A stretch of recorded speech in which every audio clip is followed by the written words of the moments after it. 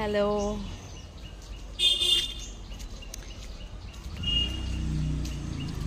Good morning everyone. আজকে সকাল সকাল ছাদে চলে এসেছি। আজকে কিন্তু রোদটা ভীষণ কড়া, তো একটু জামা কাপড় মেলতে এসেছিলাম, তো তোমাদের সাথে একটু ভিডিও করে নিচ্ছি। আর কী করছি আমি সারাদিন, চলো তোমাদের সাথে দেখো। আর এত গরমে না ছাদে তো উঠতেই পারি না। এই যে একটু লঙ্কাগুলো শুকনো করছি। লঙ্কা হচ্ছে তোমার এই যে কাঁচা লঙ্কা যেগুলো লাল হয়ে গেছে, ওগুলো এই শুকনো করে একটু গুঁড়ো করে রেখে দেবো।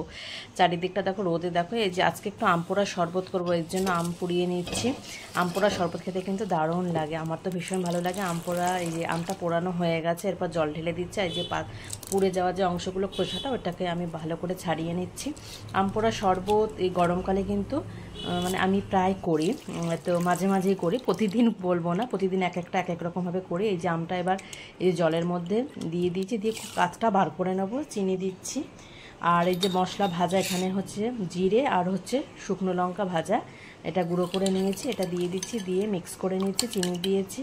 তোমার হচ্ছে এই যে তৈরি হয়ে গেল।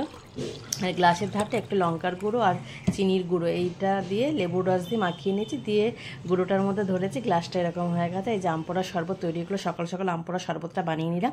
এরপরে রান্নাবান্না আছে, তো শরবতটা খেয়ে ঠান্ডা হয়, তারপরে রান্নাবান্না করব। আজকে কি বাজার নিয়ে আসে দেখি, সেই বুঝেছি রান্না করবো। এই যে আজকে বাজার চলে এসেছে, কাতলা মাছ এনেছে, মাছের ডিম আর চিংড়ি মাছ আছে। আর চিংড়ি মাছটা ভালো করে ধুয়ে পরিষ্কার করে নিয়েছি, আলুটা তেলের মধ্যে ভাজা করে নিয়েছি। আর এই যে চিংড়ি মাছগুলো দিয়ে দিলাম। আজকে করবো ইঁচড় চিংড়ি, ইঁচড়টা ওইদিকে সিদ্ধ বসিয়ে দিয়েছি, দিয়ে ভালো করে ভেজে নেব। এরপরে কড়াতে মশলা দিয়ে কষিয়ে নেবো ভালো করে, ভাজা চিংড়ি মাছ আলু দিয়ে, আর এঁচড়টা দিয়ে দিয়েছি মশলার মধ্যে। এমন কিছু দিইনি, পেঁয়াজ টমেটো আর কাঁচা লঙ্কা আর একটু রসুন দিয়েছি, দিয়ে জল দিয়ে ফুটছে ওদিকে। এদিকে কাতলা মাছটা করব, দই কাতলা করব আজকে, এর জন্য এর মধ্যে দেখো গুঁড়ো লঙ্কা দিয়েছি, সামান্য হলুদ দিয়েছি, নুন আর ভিনিগার দিয়ে এটা মাখিয়ে রেখে রাখবো 30 মিনিটের মতন। 30 মিনিট পর তারপরে এটা আমি রান্না করব। কড়াতে তেল দিয়ে মাছটা ভেজে নেবো ভালো করে। তবে আজকে তাড়াহুড়োর জন্য একটা মাছ ভাজা দিয়ে দিয়েছে, ডাল দিয়ে খেয়ে বেরিয়ে যাবে। তারপরে আমি এই দই পোনাটা করছি, দই কাতলা। আর এই যে মাছটা হালকা করে ভেজে নিয়েছি, তবে অনেকে দই কাতলা কিন্তু মাছটা ভাজে না, আমি একটু হালকা করে ভেজে নিচ্ছি, খুব বেশি ভাজবো না।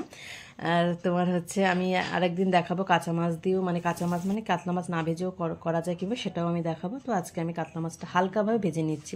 ওই তেলের মধ্যে গোটা গরম মশলা দিয়ে দিলাম, পেঁয়াজ আর কাঁচা লঙ্কা আর রসুন বাটা দিচ্ছি, আর এদিকে টক দই আর কাজু বাদাম বাটা আমি এটা মিক্স করে, এর মধ্যে লঙ্কার গুঁড়োটা মিক্স করেছি, মিক্স করে এরপরে দইটা দিয়ে দিলাম। আর দইটা যখন আমি দেবো তখন কিন্তু একদম লো ফ্লেম করে দেবো, মানে দরকার হলে গ্যাসটা বন্ধ করেও দিতে পারি। এরপরে দইটা ভালো করে ভাজা মাছগুলো দিয়ে মিক্স করব, তারপরে কিন্তু আমি গ্যাসটা অন করব। আর এই রান্নাটা কিন্তু আমি একটু চিনি ব্যবহার করবো, যেহেতু টক দই দিয়ে পুরোটা করেছি, এর জন্য এখানে এই রান্নাটায় আমি একটু চিনি দেবো। এইরকম আছে মানে দই কাতলা হলে পারে এই রেসিপিটা দিয়েই পোলাও বলো, ফ্রাইড রাইস, ভাত সব কিছুই কিন্তু যাচ্ছি। এটা কাঁচা লঙ্কা দিয়ে দিলাম, এরপরে একটুখানি কষিয়ে নেব, তারপরেই আমি এতে গরম জল দিয়ে দেবো। আর যে কোনো রান্নায় গরম জল দিলে না সময়টা কম যায়, আর টেস্টটাও কিন্তু বেশ ভালো হয়। এর জন্য আমি আগে থেকে গরম জলটা করে রাখি, আর সব রান্না সেটা ইউজ করেই, সময়টা কম লাগে।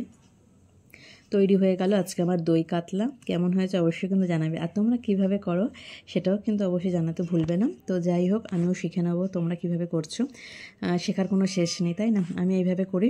আজকে লাঞ্চের জন্য কী কী হলো দেখ, গরম ভাত আছে, আর এই টক ডাল, আম দিয়ে, আমাদের গাছের আম দেখিয়েছি অনেকবার, আম ডাল আর ইঁচড় চিংড়ি করেছি, আর হচ্ছে এই যে দই কাতলা। তো আজকে লাঞ্চটা এটা কেমন লাগলো অবশ্যই কিন্তু জানাবে। সব